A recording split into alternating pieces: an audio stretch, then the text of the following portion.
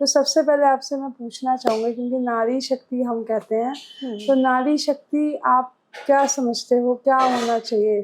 नारी शक्ति से आप क्या समझते हैं? नारी शक्ति एक बहुत आज के टाइम पे बहुत पावरफुल शब्द है। इसके बिना कोई काम नहीं हो सकता। आजकल हम देखते हैं कि नारी जो है हर क्षेत्र में वो कंधे के कंधा मिलाकर आगे चलती हैं। चाहे राजनीतिक हो, चाहे परिवार की जिम्मेदारी हो, वो हर समय अपना टाइम निकालती है। घर के काम में भी करती हैं, बाहर का भी काम करती हैं। बच्चों को भेजना है, अपने हस्बैंड को भेजना है। इसी क्रम में हमने नारी शक्ति के लिए एक शब्द हमने यूज किया है, जिससे हमको कह सकते हैं कि नारी को हमने शक्तिकरण किया है। उसका हम एक शेख नाम हम नारी को दे रहे हैं। शेख के मतलब है कि self difference, education, training and health. Self difference आज के टाइम पे इतना बहुत इम्पोर्टेंट हो चुका है कि हम भी ये चाहते हैं कि गवर्नमेंट जो है इसको हर स्कूल में इसको लागू करे। और खास तौर पे मैंने प्रधानमंत्री जी को भी लेटर लिखा था कि सेल्फ डिफेंस को आप स्कूल में अनिवार्य किया जाए, खास तौर पे महिलाओं के लिए, क्योंकि महिलाएं हर जगह सुरक्षित नहीं है। क्योंकि पुलिस भी ऐसा नहीं है कि पुलिस हमारी सहयोग नहीं करती, पुलिस करती है, लेकिन हर जगह पुलिस नहीं होती। बच्चे स्कूल जाते हैं, स्कूल में उनके साथ दुष्कर्म हो जाता है, तो माँ से वो कैसे बचे? वो सेल्फ डिफेंस इसलिए जरूरी है महिलाओं के लिए कि वो अपने आप को, अपनी रक्षा वो खुद कर सके, किसी और के भरोसे ना रहे वो। दूसरा आता है एजुकेशन। एजुकेशन बहुत इम्पोर्टेंट है आज के टाइम पे। बिना एजुकेशन के कुछ नहीं होता है। मैं भी जब मैंने अपना एनजीओ की ट्रेनिंग कर रही थी, उस टाइम मैं फील्ड वर्क में थी, तो मैंने देखा कि वहाँ पे सर्वे के लिए मैं निकल गई कि बच्चे क्यों नहीं आते हैं पढ़ने। तो उस टाइम पे मेरे पेरेंट्स से बात हुई, मैंने उनसे पूछा, तो वो कहते हैं कि मेरे बच्चे पढ़ना नहीं चाहते। मैंने कहा क्यों नहीं पढ़ना चाहती आपकी बेटी, आप मुझे रीजन बताएं। तो उनके पास इतने बहाने होते हैं कि वो एक बहाना दूसरा बहाना, वो बहाने पे बहाने मार के चले जाते हैं। उन्होंने कहा कि नहीं, अगर ये 10वीं कर ले बहुत है।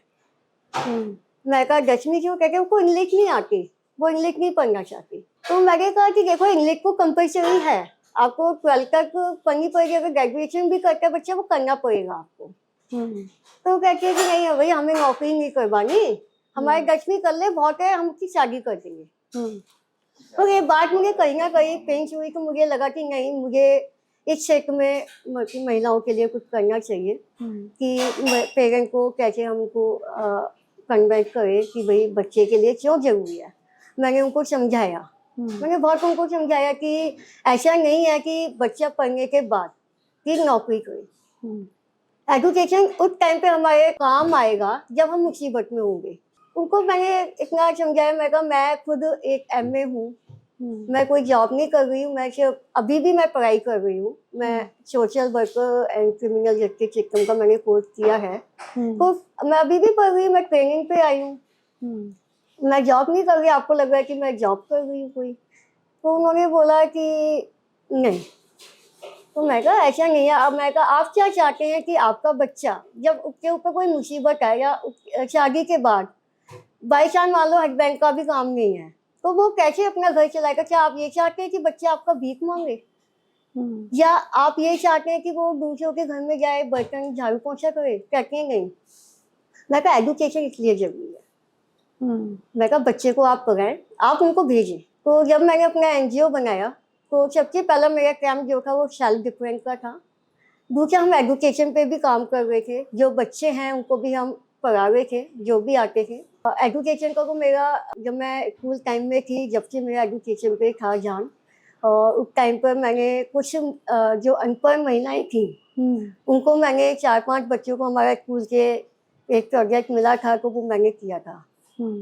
ऐसी महिलाएं मैंने 4-5 ढूंढी थी जिनको अपना नाम तक लिखना नहीं आता था। उन महिलाओं को मैंने 1 साल मैंने पढ़ाया है, और वो अब वो इतना तो है कि वो अपना साइन वो खुद कर सकती हैं। वो पढ़ सकती हैं, हिंदी की बुक पढ़ सकती हैं, अपना नाम लिख सकती हैं। 1 साल के अंदर मैंने उनको एक तरीके के एडवोकेट उन लोगों को किया है। और उसके बाद हमारा आता है ट्रेनिंग। हम्म, ट्रेनिंग में महिलाओं को प्रशिक्षण हम दे रहे हैं हम्म, सेल्फ डिफेंस का, क्योंकि महिलाएं क्या है कि जो घर में रहती हैं जिनकी इनकम नहीं है, वो अपने पति पे या अपने फैमिली किसी पे पे निर्भर निर्भर है। रहती हैं। हम ये चाहते हैं कि वो आत्मनिर्भर बने। अगर उनको कुछ अपना भी सामान खरीदना होता है या कुछ खरीदना होता है, मन होता है, तो वो मन मार के रह जाती है कि चलो भाई मेरा हस्बैंड कितना कमा रहा है, वो मैं पैसे को मैं बचा के रखूँ, मैं खर्च ना करूँ। इसलिए हम चाहते हैं कि महिलाएं जो हैं ट्रेनिंग लें और अपने पैरों पे खड़े होकर महिला सशक्तिकरण की ओर कदम हाँ, पे लेकिन कदम जैसे बढ़ाएं। जैसे